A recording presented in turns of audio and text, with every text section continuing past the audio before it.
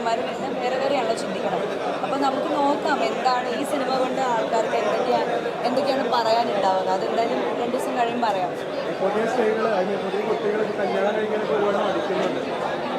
അത് may be ഇങ്ങനത്തെ പല ഇഷ്യൂസും പിന്നെ അത് മാത്രമല്ല, അത് പല റീസൺസ് ഉണ്ട്. നമ്മൾ ഈ സിനിമയിൽ പറഞ്ഞ ഒരു ടോപ്പിക് മാത്രമല്ല അതിന് വേറെയും കുറേ ഇഷ്യൂസ് ഉണ്ട്. അപ്പോൾ എല്ലാ ഇഷ്യൂസിനും ഒരു മറുപടി നമുക്ക് എന്തായാലും ഈ സിനിമയിൽ കൊടുക്കാൻ പറ്റില്ല. ഇതിൽ പറയുന്നത് കമ്മ്യൂണിക്കേഷൻ നടത്തുക, പ്രതികരിക്കാനുള്ള ഒരു ശ്രമം നടത്തുക. വിജയിക്കോ തോൽക്കോ എന്നുള്ളതല്ല, അറ്റ്ലീസ്റ്റ് പ്രതികരിക്കാനുള്ളതാണ്. സ്വന്തം കാര്യത്തിലേക്ക് ഒന്ന് വിവാഹം അതൊക്കെ ഇങ്ങനെ ന്യൂസിൽ വരുന്നതാണോ എനിക്കറിയില്ല. പടം കണ്ടിറങ്ങുമ്പോൾ ഇതുപോലുള്ള വിവേകാനന്ദന്മാർ ആരെങ്കിലും ഈ കൂട്ടത്തിൽ ഇന്ന് കാണുന്നുണ്ടെങ്കിൽ അവർക്ക് ഉള്ളിലൊരു സ്പാർക്ക് ഉണ്ടാകാനുള്ള ഒരു ചാൻസ് ഉണ്ട്. അങ്ങനെ തന്നെ ആ സിനിമ പറയുന്നുണ്ട്. നമുക്ക് പോലും ഇത് കാണുമ്പോൾ ഇത്തരം സ്ത്രീകളുണ്ടാവും നമുക്ക് ചുറ്റും എന്നുള്ള ഒരു പേടിയോ ഒരു ആശങ്കയോ അങ്ങനെയൊക്കെ നമുക്ക് തോന്നുന്നുണ്ട് ആ മൂവിയിൽ. പിന്നെ എനിക്ക് തോന്നുന്നു അധികം ആരും ഈ ഒരു രീതിയിൽ ഈ ഒരു സബ്ജക്റ്റ് അധികം എടുത്തിട്ടില്ല എന്നാണ് എനിക്ക് തോന്നുന്നത്. ഒരു സിനിമ കൊണ്ട് സമൂഹത്തെ നന്നാക്കുക എന്നല്ല, ആർക്കെങ്കിലും ഒരു തിരിച്ചറിവ് തന്നാൽ നല്ല കാര്യം. എനിക്കിതിലൊരു വേഷം ചെയ്യാൻ പറ്റി, അതിൽ ഒരുപാട് സന്തോഷമുണ്ട്.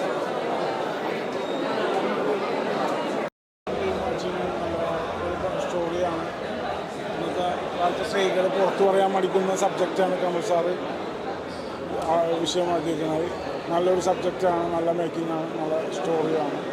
ഷൈൻ ടോം നല്ല പെർഫോമൻസ് ചെയ്തിട്ടുണ്ട്. അതുപോലെ ഗ്രേസും നല്ല പെർഫോമൻസ് ചെയ്തിട്ടുണ്ട്. അടിപൊളി പടമാണ്. എല്ലാവർക്കും നമസ്കാരം. എൻ്റെ പേര് അഞ്ജലി രാജ്. നമ്മുടെ പുതിയ ചിത്രമായ വിവേകാനന്ദൻ വൈറലാണ്. ഇത് ഇന്ന് തൊട്ട് തിയേറ്റേഴ്സിൽ റിലീസായിരിക്കുകയാണ്. അപ്പോൾ ഇതിൽ ഒരു ബസ്സിലെ പെൺകുട്ടി എന്നുള്ളൊരു വേഷം എനിക്ക് ചെയ്യാനുള്ള ഒരു ഭാഗ്യം കിട്ടി. ഇതെൻ്റെ ആദ്യത്തെ സിനിമയാണ്. അപ്പോൾ കമൽ സാറും മറ്റു ഡയറക്ടറിൻ്റെ കൂടെ വർക്ക് ചെയ്യാൻ സാധിച്ചത് വലിയ സന്തോഷമുണ്ട്. പിന്നെ എൻറ്റയർ ടീം ഓഫ് വിവേകാനന്ദൻ വൈറലാണ് വലിയൊരു നന്ദി അറിയിക്കാൻ ആഗ്രഹമുണ്ട്. പിന്നെ ഇതിൽ ഭയങ്കര ഒരു ഇൻട്രസ്റ്റിംഗ് ആയിട്ടുള്ളൊരു മെസ്സേജാണ്. എനിക്ക് തോന്നുന്നു ഈ ഒരു മൂവി കണ്ടു കഴിഞ്ഞാൽ കുറേ കോൺവെർസേഷൻസ് ഇതിലും തുടങ്ങുമായിരിക്കും. അപ്പോൾ തീർച്ചയായിട്ടും എല്ലാവരും തിയേറ്റേഴ്സ് തന്നെ സിനിമ പോയി കാണുക, നിങ്ങളുടെ അഭിപ്രായങ്ങളെല്ലാം അറിയിക്കുക. നല്ലതാണ്. നിങ്ങളെല്ലാവരും സിനിമ തിയേറ്ററിൽ പോയി കാണുക. റിവ്യൂസ് ഭയങ്കര വയ്യണം. അപ്പോൾ എല്ലാവരും സിനിമ തിയേറ്ററിൽ പോയി കാണുക. നല്ല റിവ്യൂ ഉണ്ട്. ഇതുവരെ ഞാൻ കേട്ടതിൽ നല്ല റിവ്യൂ ഉണ്ട്. പിന്നെ കറക്റ്റായിട്ടുള്ളൊരു എന്താ പറയുക, ആളുകളുടെ ഒരു റെസ്പോൺസ് നമുക്ക് ഒരു ഈവനിങ് ഒക്കെ ആകുമ്പോഴല്ലേ അറിയാൻ പറ്റുള്ളൂ. സോഷ്യൽ റിലവൻസിലൊരു ടോപ്പിക്കാണ്, ചർച്ച ചെയ്യപ്പെടേണ്ട കാര്യമാണ്.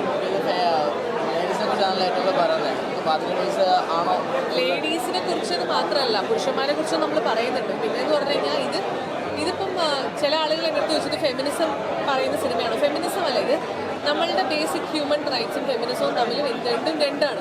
ഇത് നമ്മുടെ അവകാശങ്ങളാണ്. ഇതിപ്പോൾ ആണാണെങ്കിലും പെണ്ണാണെങ്കിലും അവകാശങ്ങൾ നേടിയെടുക്കുക എന്നുള്ളൊരു പോയിന്റാണ് ഏറ്റവും ഇമ്പോർട്ടൻറ്റ്. അതിനെപ്പറ്റി കൂടുതൽ ചർച്ച ചെയ്യുന്നൊരു സിനിമയാണിത്. പിന്നെ ഓബ്വിയസ്ലി പെണ്ണുങ്ങളാവുന്ന സമയത്ത് പെണ്ണുങ്ങൾക്ക് സൊസൈറ്റിയിൽ ഉണ്ടാകുന്ന കുറച്ച് പ്രശ്നങ്ങളുണ്ടാവുമല്ലോ. അതായത് ചില കാര്യങ്ങൾ തുറന്നു പറഞ്ഞു കഴിഞ്ഞാൽ മോശമായിട്ട് ചിത്രീകരിക്കപ്പെടും എന്നൊക്കെയുള്ള കാര്യങ്ങളുണ്ടാവും. അപ്പോൾ അതിനെതിരെയൊക്കെ ഉള്ളൊരു ഒരു തിരിച്ചടി എന്ന് പറയുന്ന പോലത്തെ സിനിമയാണ്. അപ്പോൾ നിങ്ങൾ കാണുക, കണ്ടിട്ട് റിവ്യൂ അറിയിക്കും. Thank you. ചേട്ടൻ നല്ല എന്താ പറയുക, നമ്മൾ കൂടെ വന്ന എല്ലാ കാര്യങ്ങളും ചില ടിപ്സൊക്കെ തന്ന് അടിപൊളിയായിട്ട്. അതെ, ആദ്യമായിട്ട്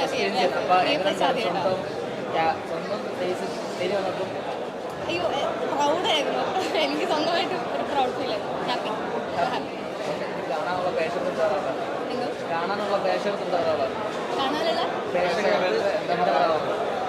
എന്തായാലും ഉറപ്പായിട്ടും കുടുംബത്തോടെ തന്നെ വന്ന് കാണണം.